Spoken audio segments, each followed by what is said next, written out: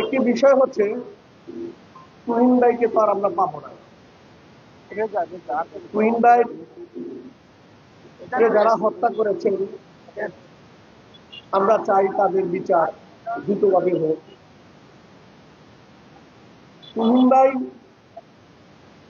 কথা বলে আমরা শেষ করতে পারবো না।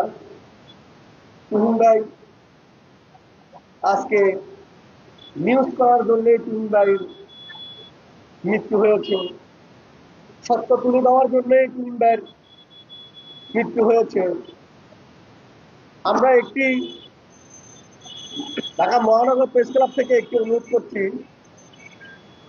যারা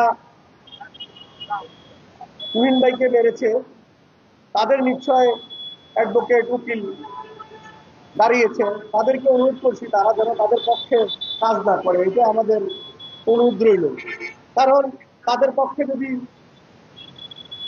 অ্যাডভোকেট দাঁড়ায় কোর্টে, তাহলে তারা কিন্তু যে কোনো প্রকারে টাকা আছে তারা তাদেরকে ছেড়ে দিবে।